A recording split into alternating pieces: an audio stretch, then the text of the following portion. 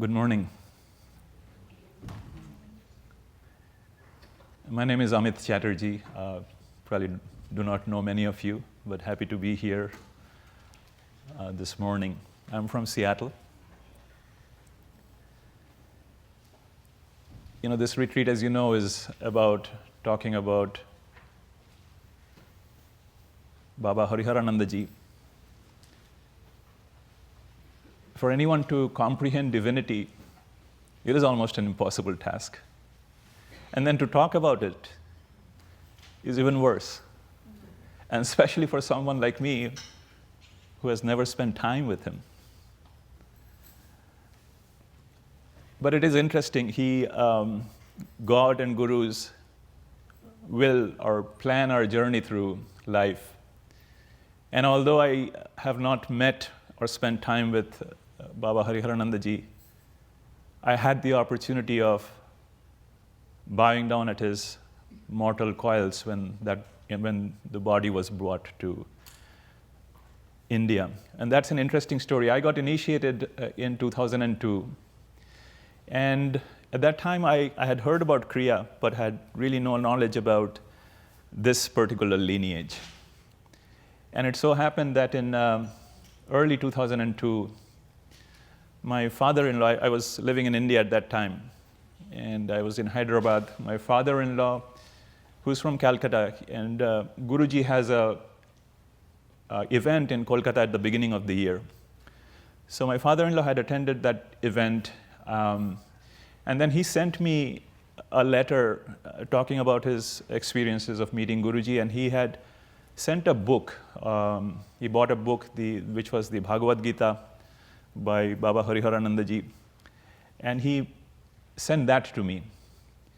And it was amazing. I read just the introduction of the Bhagavad Gita book, and I was totally amazed. I am from India, I have grown up in that culture, and the story of Mahabharata, the story of Gita is very familiar. But I had not comprehended at all how the battle of Mahabharata could be related to the battle within. Just reading that introduction was an eye-opener for me, something that I'd never fathomed at all. So it was interesting. That book was by Baba Hariharanandaji. And then I couldn't wait to get initiated. I was in Hyderabad at that time. I had no idea about how the organization worked, how the programs worked. So I went to Kriya.org to explore what was this organization about. And of course, Hariharanandaji Baba was alive then. But for whatever reason, I was drawn more to Guruji at that time. Baba was there, but I don't know what, it's just God's plan. So I actually wrote a mail, and even then, institute@kriya.org was the address to send mail to. And Guruji responded within a day. And he spoke about, I told him that I'd like to get initiated to Kriya, and how do I proceed? So he had then asked me to come to Puri in a few months to get initiated. So that's how my journey was. So, in this path, I refer to Guruji as my Gurudev, and I refer to Hariharananda Baba as my Param Gurudev. But in this talk, not to confuse you all, I'll still talk about Hariharananda Baba as Gurudev and as Guruji. So it was interesting to note that these two masters, how they sort of brought me to this path, and I am eternally grateful to them. And then this was 2002. In later that year, I think it was October of 2002, I came to Seattle on work just for a week, and then Gurudev was here in Miami at that time. And the thought occurred to me that maybe I should travel to Miami and visit him. Now, my nature is I don't like traveling a lot. And it was just a short business trip. So although the thought came to me, I thought that maybe it'll be another time. This is just a short trip, and Miami is so far away from Seattle. That flight, by the way, from Seattle to Miami is the longest flight in mainland USA. So I let that pass. I did not go to Miami to meet with him. And as you know, in December 2002, he left his body. So if I think about that incident, a couple of his teachings come to mind. He keeps saying that opportunity must not be wasted. It may never come back again. And that really was an opportunity that I missed. And also the thought was, we have heard about the story from the Ramayana where sage Vashishta and Lord Rama, they are returning back to their hermitage at the end of a day out in the country, and it's late, and they're returning, and towards the end, darkness is descending, and they reach a fork in the road. There are two roads going, and Vashishta, the guru that he is, uses that as a teaching opportunity for Lord Rama. He stops and says, Rama, there are two roads here. One road will take us quicker to the hermitage, but it is fraught with danger. There are demons and all kinds of danger on that path. And the other one is not so at all. It's pleasant, but it is much longer. Which one do you think we should take? And Lord Rama, of course, didn't bat an eyelid, and he said, when the guru is with me, and when the bow and arrow is in my hand, we should, of course, take the shortcut. Why to waste time? So this is the path of prayas. Prayas is pleasant, and shreyas is what is good.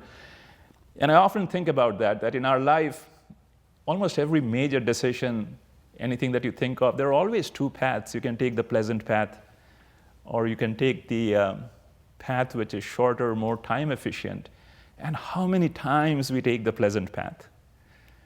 That October in Seattle, just thinking about the time to travel, I put that off. I could have met Gurudev in person. Nonetheless, so that was a learning. But of course, then Gurudev's body was brought to India on December 15th. Guruji talked about that yesterday. So I took that opportunity to go to Bhubaneswar. I was there when the plane landed. The body was taken out and was taken to the ashram. And as Guruji was saying, what a crowd there to see this master. And I spent that day there, and everybody had lined up for darshan. So long line. Gurudev's body was laid out in the Adikutir with all the monks there. So that was my opportunity to at least touch his holy feet and pray to him. And in my mind, to seek forgiveness that I let go that opportunity to meet with him. Nonetheless, on this path since then, I've tried to study about his life from the books that Guruji has written, from the stories that Guruji has told. So I'll try to share some of those with you. This retreat, as you know, is about sharing glimpses of a divine life. And each of us are assigned a few qualities that we talk about, and I'll get to that. But before that, just to step back a little bit, and as I think of his life in totality, a few different thoughts come to mind that I'd love to share with you. It indeed was an amazingly divine life. We all know that. He was a world-realized master, God-realized master, lived in this world for 95 years with such amazing experiences that we all know. But if I look back, a thought which comes to mind is that his life from the beginning was ordained to be a divine one. You must have read that his father, Haripada Baba, he was an astrologer, a Vedic astrologer. So when Gurudev was born, his father had looked at his birth chart, and he was amazed to see that his son was destined to be a spiritual master, a teacher for the world who would give solace to many people and draw many people to the spiritual world. And if there's time in this talk later, I'll talk a little bit more about his father and Gurudev, which I think is just an amazing relationship. But nonetheless, all the stars seemed to be aligned at the time of his birth for a beautiful yogic life to unfold. And what a beautiful life indeed it was. And there's a saying that, and from the very beginning, from his childhood, Gurudev wanted nothing but to realize God, to realize the self within. And there's a saying that if you deeply desire something from your heart, then the universe conspires to get you that. And Gurudev's life seemed to be like that. You all know throughout his life, starting with his father, then Sri Vijay Krishna, he had so many gurus, the Kriya gurus, other mysterious monks who have suddenly come and blessed him or showed him the path towards self-realization. It truly is, if you look at his life from that perspective, it truly feels that it was so beautifully planned by God for this divine life to unfold. And then if you think of Gurudev, he didn't start his mission until way after he had gotten Nirvikalpa Samadhi. Just to dwell on that is so amazing. In this world, there are so many teachers. You study a little bit and you teach that. But here's a master who spent in seclusion, in his ashram, so many decades just focused on realizing the truth. He realized he got Nirvikalpa Samadhi in 1948, I believe. He didn't start this mission till 1974, when he was 67 years old. So just to think that a master who has perfected it to such level, and then he decides to spread the word of Kriya, that is quite thrilling. It's just amazing. The other thought which comes to mind is, we know our lineage, this exalted lineage, unbroken lineage, is such a divine gift to all of us. But if we think deeply about it, in this lineage of 8 masters, Gurudev Hariharananda Baba has had a close association with every one of the gurus. Every one of them, really. We know that he got initiated by Swami Sri Yukteswarji. He spent about 4 years of his life with him. I'll come back a little later about Sri Yukteswarji's feelings for Hariharananda Baba. But after Sri Yukteswarji's Mahasamadhi, then Gurudev really, or even before that actually, Sri Yukteswarji's Mahasamadhi was a little later. Before that, Yoganandaji, when he had visited India in 1935, Gurudev really wanted to meet with him and spend time with him, so he went to Kolkata to their ancestral home and bowed down in front of Yoganandaji and said that, please teach me higher techniques of Kriya. And Yoganandaji asked him, how long are you willing to meditate? And Gurudev's answer was, it's not a question of hours or days. My entire life is for meditation. And I would also like to see your attainment of Samadhi state. Yoganandaji was very pleased. He meditated in front of him and soon reached that Nirvikalpa state. And the next day he gave him a second Kriya. Then after Yoganandaji had gone back to the USA and Sri Yukteswarji had left his body, Gurudev still needed somebody to take him further on the path of Kriya. And at that point, Swami Satyanandaji became his guide and friend and guru. Satyanandaji gave him third Kriya in 1943. And the few years that Gurudev spent with him, he truly was his guide and friend. Then Satyanandaji later left to southern India to spread Kriya. And once again, Gurudev needed somebody to guide and teach him. And then he found out that in Puri, near Karar Ashram, lived Sri Bhupendranath Sanyal Mahasaya, who was the youngest disciple of Lahiri Mahasaya, who had attained self-realization at the age 18. Gurudham, his ashram was very close to Karar Ashram. Gurudev went to him, introduced himself, and once again sought to learn Kriya from him. Sanyal Mahasaya actually verified his Kriya attainments. He asked him to show what he had attained, and apparently Gurudev showed him his perfection in Khechari Mudra and many other yogic attainments. And then Sanyal Mahasaya became his guru. And from 1943 to 45, I think the higher Kriyas, 4th, 5th, and 6th Kriyas, Gurudev got from Sri Sanyal Mahasaya.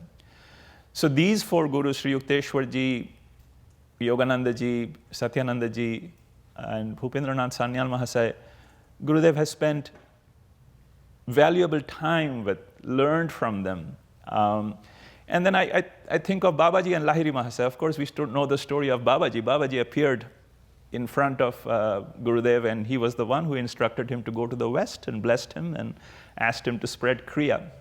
And Lahiri Mahasaya, if you think about where Gurudev was born just a few miles from where Lahiri Mahasaya was born, in the Nadia district, a district in West Bengal, from where so many spiritual masters, from Chaitanya Mahaprabhu, Sanyal Mahasaya was from that state, Hariharananda Baba, Krittivash Ojha, Sitaram Das Omkarnath. It's a district in Bengal which is like on the banks of Ganga, which is like a fertile soil for all these spiritual masters to come. So I'm sure Lahiri Mahasaya had a play in this, a role in this play to influence him by having Hariharananda Baba sort of be born in the same place as he was. So and then we of course know Gurudev's influence on our Guruji. I have not spent time with Gurudev, but if you look at Guruji, if you dwell on his teachings, everything is just Gurudev. Everything that he says is what he has learned from Gurudev. So this thought was quite intriguing to me, that this unbroken lineage of so many years, we know Kriya is from time of God, but nonetheless in modern times it was resurrected in 1861. Since then, however many years, 150, 160 years, and Hariharananda Baba seems to be associated with all these gurus. And his life, his teachings then are a synthesis, a distillation of what he has learned from all these masters. The thought goes back to our scriptures. It says that in Sanatan Dharma, in this land of Vedas and scriptures, there are thousands and thousands of scriptures. But then they say the Bhagavad Gita, a book of 700 verses, is the synthesis, is the summary of all the scriptural truth that is in India. And I think of Gurudev in that light. He is one guru, but in his teaching is the teaching of all these other gurus. So just to read about his life, to learn about his teachings, is just amazing. So that's the analogy which comes to mind, that he is sort of the Bhagavad Gita of the lineage, if you will. All the gurus have poured into him, and he has then shared with us. So that's just a few thoughts about his life as a whole. Now, glimpses of his life. I was asked to share about a few topics. His life is a life of giving without expectation. His life is a radiant life. His life is a life of time management. So I'll talk a little bit about these three aspects, and in many ways they are sort of intertwined together. The thought about Gurudev which comes to mind, and again there was a recent experience I'll share with you which brought more clarity to this, is in our lineage, now I think of our gurus as really a mother.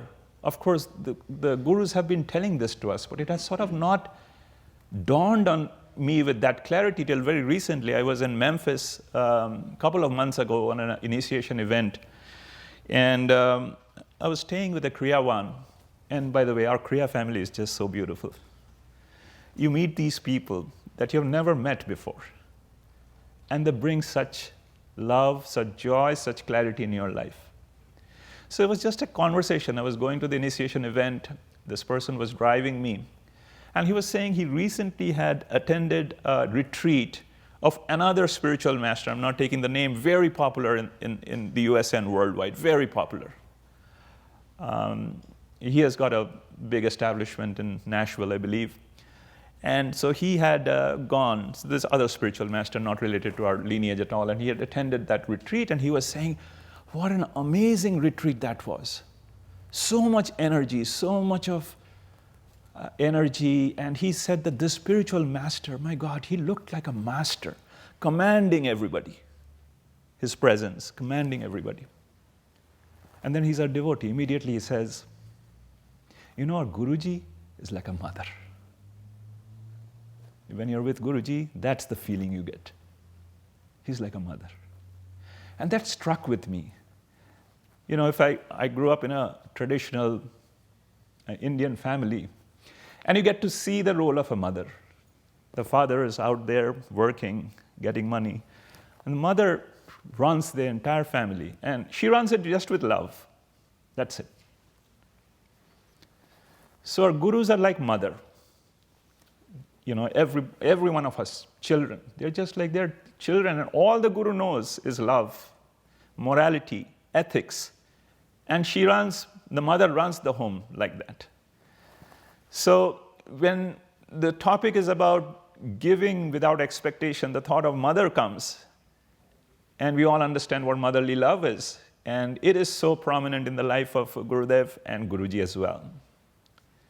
I was also thinking there is a verse in the Gita in chapter 15:7. It says, Mamai vangsha jiva loke jiva bhuta sanatanaha.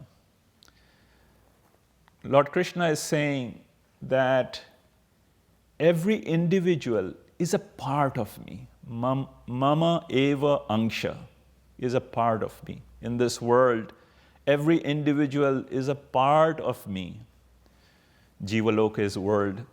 But they think they're individuals. Jiva Bhuta, they become individuals. They forget me and they become individual. But they're eternal, they forget.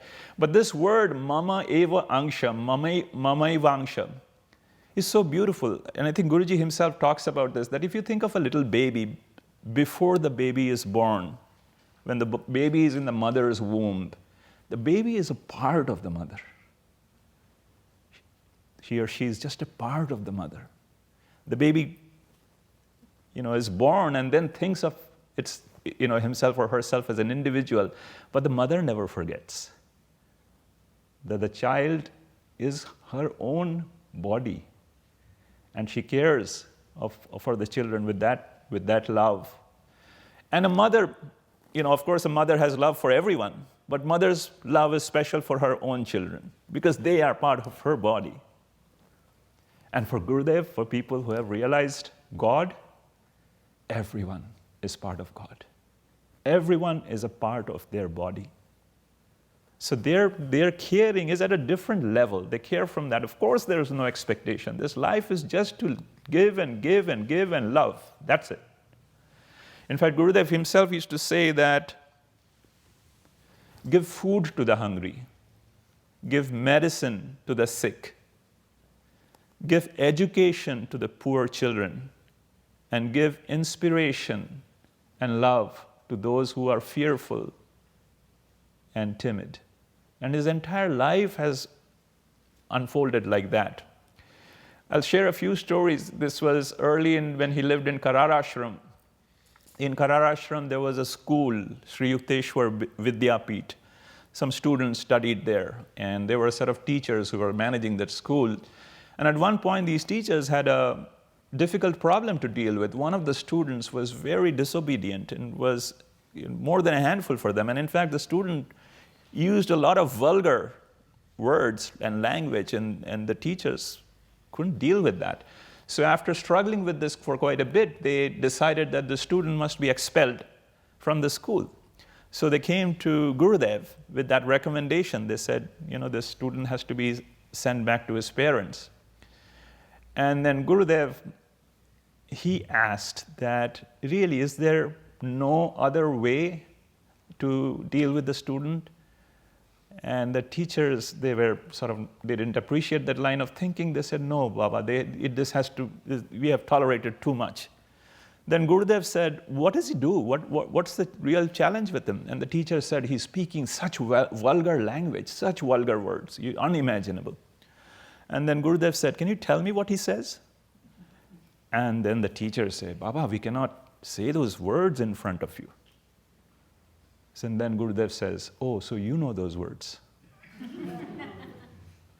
So if you know those words and what they mean, then I must turn you all out of the school as well. Then he continues that, look, you all know these words are bad. The student also knows these words are bad. But you know not to speak of those words. The student just does not know that he's not supposed to talk about that. He has to be taught. If you send him back, the problem is not solved. He'll use those words wherever he is. So Gurudev, with his love and guidance and encouragement, transformed that life. And this kind of an example is in so many cases with other students. There was another case where another student in the same school was very timid and humble. He was an orphan, fatherless. He was studying in the school. This kid had a maternal uncle who was well-to-do and quite a proud man. And once this uncle visits the school and observes the student committing some mistake, and in impatience, in rudeness, he says, "God, your brain must be full of cow dung. You have no intelligence at all." And this child was, of course, very hurt and saddened. And Gurudev was there. He first whispered to the boy that, "Look, you should study better, and you should become more successful than your uncle." Then in front of everybody, he said, "You know, your brain is full of cow dung. Cow dung is a good manure. It's a good fertilizer. If you study well, you will do a lot." And the student became, an educator. He became a principal of a school. So Gurudev would always say that little kids, encourage them. Because in his own life, there was a story with his own father where Gurudev, when he was a little boy in a school, he was supposed to be the announcer in a school play. And the little child, that was the first role in front of a lot of people, and something happened, he messed that up. And he was very embarrassed. But his father took that in the right spirit. They came back home. He told his other children. Gurudev, as you know, is one of 11 children. He was the youngest of the 5 boys, and I think the 10th of the 11th. So there were always these elder children who can, of course, tease. So Gurudev's father first told all the other children that, "Please do not tease him. This happens. I will help him." And then next day he took him to a farm where they had a turmeric plantation. Lots of little plants, I guess. And he stood him there and said, "Imagine this is your audience. So many audience. Speak without fear." So he taught him how to become an orator. So Gurudev, of course, remembered that and encouraged all children. And Gurudev's love is not just for students, for disciples. For disciples who are completely unknown to him, he would shower the same love. The story of a Foundation Day event in Karar Ashram. Karar Ashram Foundation Day is March 22nd. And in March, as you know, in India, the weather has turned quite warm, quite hot, in fact, especially in Puri. And in this event, many people had come from all over the world, and the ashram was very, very crowded. And people were even sleeping in the meditation hall because there was no space. And then one midnight, Gurudev beckons to Guruji and says, "Can you get me my shawl?" And Guruji is a little surprised. It's quite warm. End of March is quite warm, and his shawl and everything has been stowed away for the summer. But nonetheless, Guruji gets his shawl, and then Gurudev walks to the meditation room, and people are laid out there. They're trying to sleep. Gurudev walks through them and reaches a person who is shivering with fever. And Gurudev asks Guruji to cover that person with a shawl, and then they leave.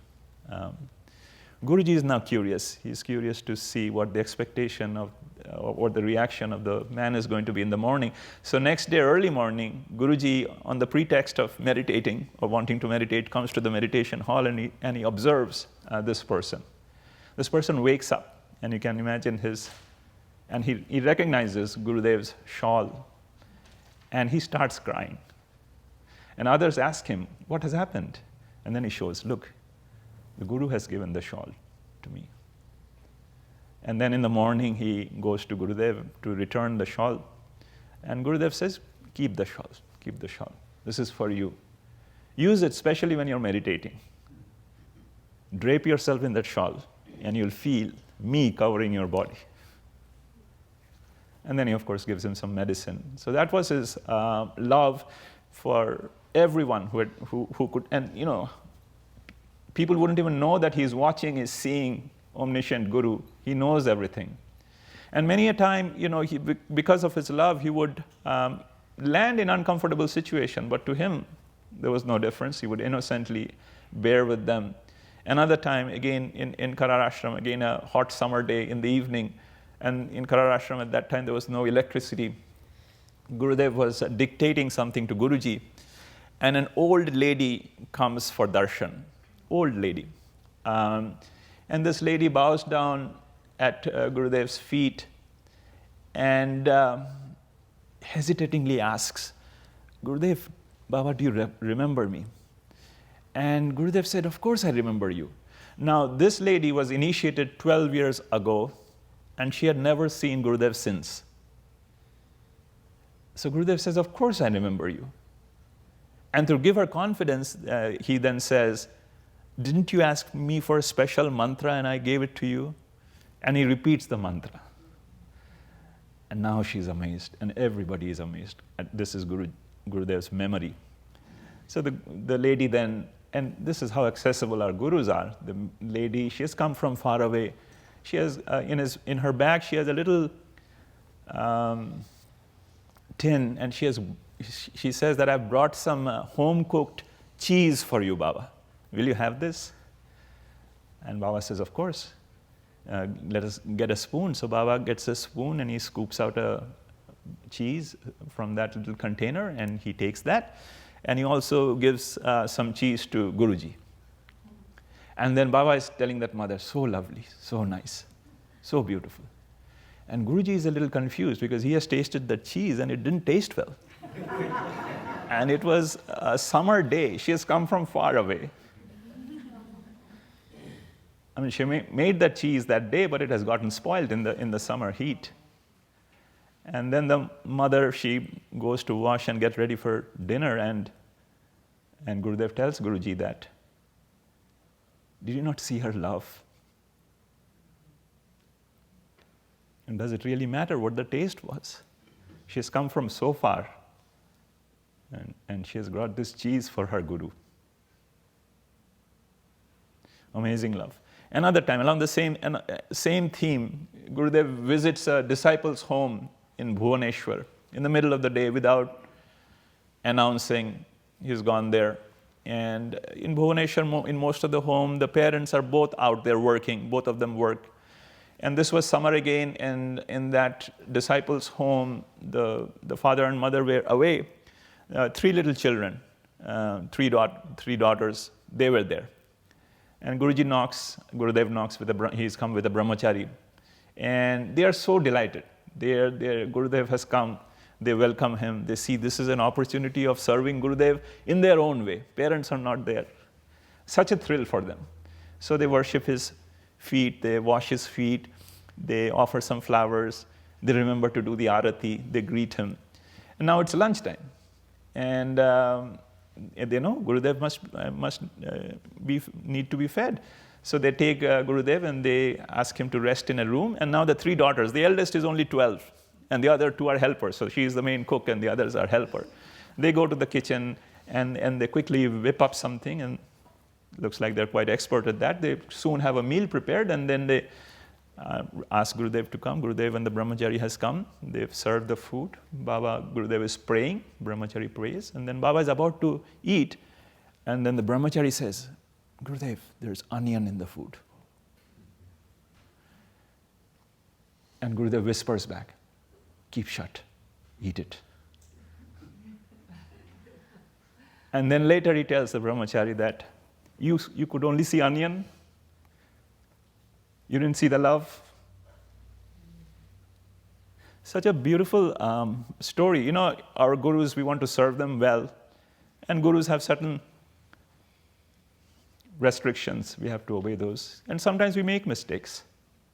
And then when we get upset with each other, we forget that they are realized masters. They are beyond all of this. Nothing matters to them but this pure love. And they can spot that. They can sense that. So there's so many stories, but this is about his love for people. Even with Guruji, of course, Guruji was the most dear to him. In 95, Guruji was recovering from chicken pox. And he was quite weak and needed, and so Gurudev once calls him. Guruji is trying to meditate, he calls him to his room. And Guruji comes, and then he says, "Sit down on my chair." And now Guruji is really hesitant, because in our culture it is disrespectful to use a seat or a place or an article that's really earmarked for the Guru. And Gurudev says, "No, sit there. You're sitting on my lap. Don't think otherwise."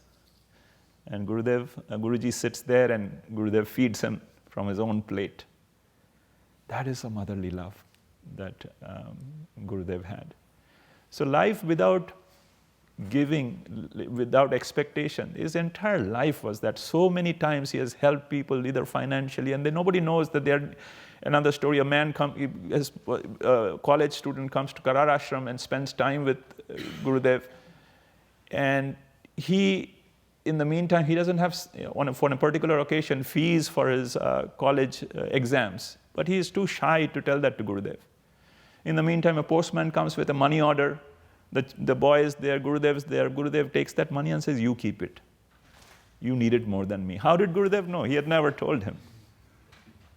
So Gurudev's message was, serve silently, look at the heart of the people, and fill their hands if you have the means. Life radiating peace. If you have love in your heart, isn't that enough? You spend time with a person, you will of course feel that in Gurudev's presence, people would get introverted just by being with him. Not just any people. The story from Sri Yukteswarji's life. Sri Yukteswarji's time with Sri Gurudev was 4 years. And during that time, he was in Sirampur, and Gurudev would come to him on weekends. And Sri Yukteswarji would look forward to when he would visit. And when he would come, there was such joy. He would break out into laughter. They're talking, they're conversing. And Sri Yukteswarji is supposed to be this very strict teacher. So Prabhuji, who was his attendant, he told Gurudev that you must be a magician. You have transformed this strict man. But most of the time, his gait, his presence, his words, most of his time, his peace, his radiation of joy and his persona would come through his words. And as you know, Gurudev in the most simple way, in taking common examples, would teach and make sure that message comes through, because he takes these practical examples. Like so often, Gurudev would give the example of milk and its impact in our spiritual life. Milk is supposed to be milk and its products are 3 of the nectars of Ayurveda. Milk, ghee, and yogurt. 3 of the nectars, honey and sugar, the other 2. And Gurudev would often give the example of milk in many different ways. He would say, look, the cows are so many and different, but milk is one. Gold ornament is different. Gold is one. You all look different. You all are one. And then he would give the example of churning milk, that if you churn milk, the cream comes up. And once the cream comes up, it cannot become milk again. It just floats on the top of the milk. And he would say that, Kriya practice is like churning the milk. Our body is a pot of milk. And the spine is the churning staff. And if you churn, Kriya Pranayam is that churning, then consciousness comes up. And consciousness goes to the brain. And that higher level of consciousness will take you to realization. And then he would add these little other teachings which are so beautiful. And then he says, from milk you get cheese. And from cheese you can make shandesh. Shandesh, if you know, is a very beautiful sweet in Bengal and Orissa. People love taking shandesh. So he would say, can you not with your practice become sweet like Shandesh? Such a beautiful teaching to remind us that, simple things, you take a look at it and then he makes a teaching out of it and shares with you. Likewise, any situation, suddenly a situation happens and he has made that a teaching opportunity and he's landed a beautiful point. At one time, Gurudev and Guruji were traveling in Europe someplace, and they have just landed at an airport. And they have to catch another flight, and both of them are walking through the airport, and Gurudev suddenly stops and points ahead and says, and he points at a place, and it's a money exchange kiosk, that you have in the airports. And what's written on it is change. It just says change. And then Gurudev asks Guruji, what is it? And Guruji knows that he's really asking a deeper meaning, so he stays silent. And Gurudev says, change. We change our clothes every day. We change our food because it becomes monotonous. We sometimes change our residence. But we do not change what we really need to change. And then he continues, he says, if you take a look at your body, life, every cell in the body, every atom, the skin, everything is changing. The seasons are changing. Happiness and joy, they are changing. You cannot stop that. It is the way of life. It's changing. But are we changing ourselves, our ego, our pride, our vanity, our attitude? Are we really changing that? He says, life is an opportunity for change. Time never stops. And if you do not change, then your life goes through a detour. This is such a thing that, it's very difficult to sometimes grasp this. We say that life is a divine play. Life is planned by God and gurus. But the way this works, it actually works through our actions. We are part of this life that the God has created for us. What I mean by that is, our current situation might be our prarabdha or our destined karma, which God has planned out for us. But what happens now, with going back to that prayers, shreyas, the two paths, every moment God has us in this fork. You can take the path of goodness or you can take the path of pleasantness, every moment. So life is destined, but we are a core part of that play happening. We often don't realize that. We think that, okay, magically something will happen and my life will change. Yes, magically it can happen, and magically it is happening, but it is going to happen through our own action. So Gurudev says that, childhood has gone, it has changed to adulthood. Every moment is a change, and you have to grasp this. And then Gurudev says, remember, this is in the airport, they're having this conversation. Then Gurudev is so humorous, he says, now we should change the topic and be moving, otherwise we'll miss our flight. And a little bit about time. Gurudev's outlook over time it was just simple, as you all know. His outlook was, life is time. If you love life, you have to love time. Life is nothing but a collection of this time. And we spend time to earn money, but we can never spend money to get back the time or get additional time. So he says, life is time. So spend every moment with that outlook. And a simple teaching, he used to say that, who has seen tomorrow? Ishwaranandaji talked about that yesterday. Who has seen tomorrow? And he quoted this verse from a poem by an American writer, I think Henry Longfellow, known as the Psalm of Life, which says that, trust no future, however pleasant. Let the dead past bury its dead. Act in the living present. heart within, God overhead. This was a line he often quoted. Trust no future, however pleasant. If you take a look at our life is in two parts. We are either thinking of the past and what could have been, or relishing in what has been, or we are imagining about the future, about good things, or anxious about terrible things. But who has seen tomorrow? Our breath at any moment could be the last one. So why waste time thinking of the past, which cannot be undone? There's no point regretting on what has happened, because you never have the opportunity of doing anything about it. And the future, your breath at any moment could be the last one. So why not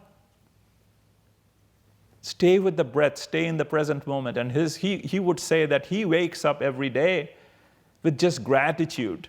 The moment he wakes up, just gratitude to God, that God, you have given me one more breath, one more day. You're with me, and that's all. And then the last line of that verse in the poem says, heart within, God overhead. If you can just think that this God is with you, and do whatever is showing up in that day with heart, with sincerity, with love, then you live every day, you live in the present. So that was his message for all, and such a beautiful. We of course can plan for the future, and we should, but do it in the present, and then celebrate each day with that gratitude. Wake up in that morning and be grateful that there is breath, because there is no guarantee that the next breath will be there. And with that breath, whatever comes, it is true. God has created this life for us, but we have to act in it. So act with that heart within, and remembering God is with you. Then everything is fine. So Gurudev, every moment he would teach along these lines, and then he, very humorous episodes as well. Another thing that he would also stress is what does living with the Guru and serving with the Guru mean? If you are a sincere disciple, what does it mean what attitude should you have to serve the Guru? And once, again in Karar Ashram, Gurudev and Guruji were both there, and once Gurudev comes out of his room in the morning unannounced, and then he calls Guruji and says, follow me. And then Guruji immediately goes with him. He has not even worn his slippers. He was barefoot at that point, and Guruji says, follow me, and so Guruji goes with him. And they go out of the ashram. Gurudev says, get me a rickshaw. They get onto a rickshaw, and they go to an ailing disciple's home. Gurudev spends some time with that person, and then they do some shopping, and they've come back to the ashram, and it's hot then, it's noon time, and Guruji is walking on the road with his barefoot. But, he's with his Guru, he's not bothered. So that was that episode many years ago in Karar Ashram. Then at another time, many years later, in Miami, so Gurudev, by the way, was always very particular about time. As we all know, he wanted to do because time is so valuable. He preaches that. Once in India, he was late in visiting a dentist, and the dentist made fun of him. He said, Baba, I thought you were a guru of the Westerners. Westerners meaning people who value time. But I see you're a guru of Indians. You're late as usual. Gurudev didn't say anything, but it hurt him, whatever the situation was. So here in Miami, many years later, Gurudev has to go to an event, and there are a set of disciples who have to go with him, and Gurudev is ready to go, and one disciple is missing, and Gurudev is ready to go, and Gurudev says, where is this person? And someone says, he must be getting ready, probably he's in the bathroom. And then this person comes from the bathroom running towards the party, and then Gurudev stands there and tells him, the commander is in the battlefield, ready with his troops. And the war is about to begin. And a soldier keeps running to the bathroom. How does it look? And then he would say that, look, to serve the Guru, you have to be ready. This is why the other example of Guruji, when he asked him to follow, he didn't even bother wearing his slippers.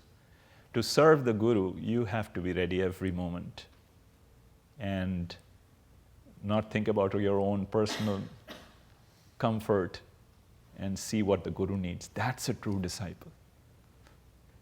Beautiful stories.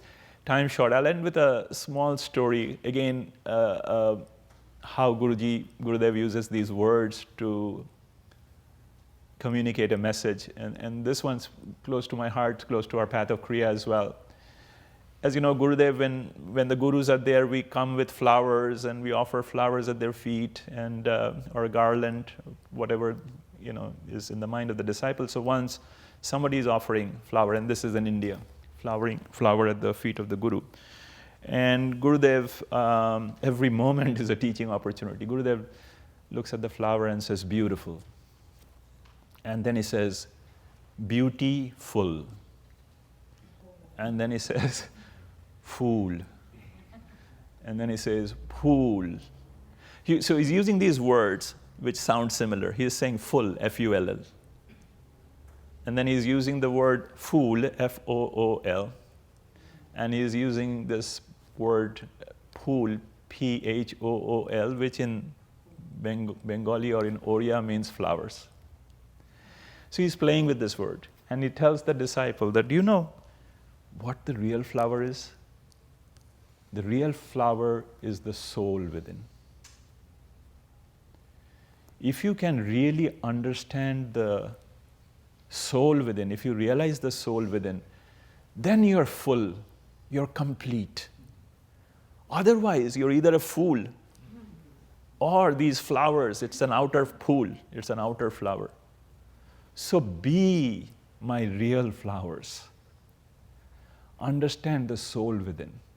That's all I want from you all.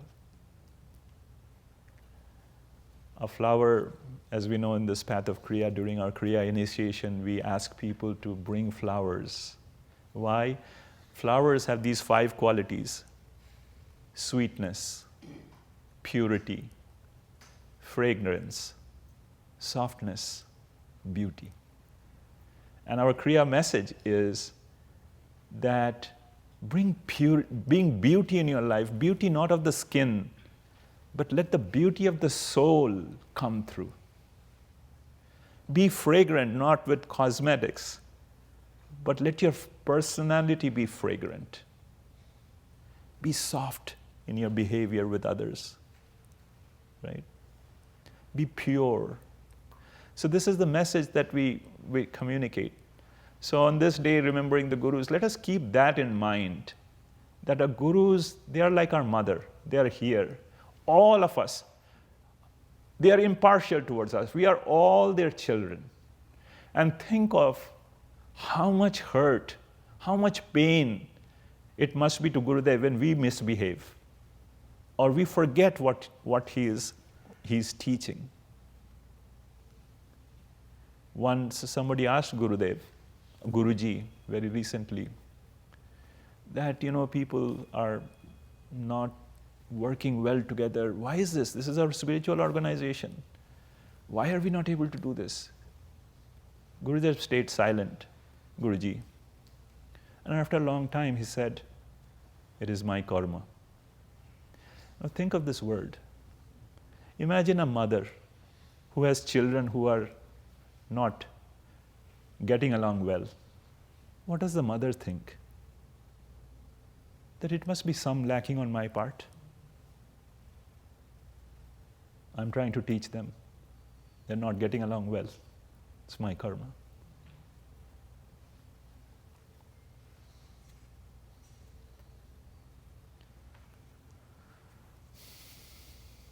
Let's remember that. Gurus are our mother. Every teaching that Gurudev is talking about, it is an opportunity for us to change our life. It is an opportunity for us to think about what we radiate, what we project when we are with others. It is an opportunity for us to think that how are we serving? others who are also part of God. And how are we using our time? Lessons are endless. Their presence is magical. Time is running out. What are we to do?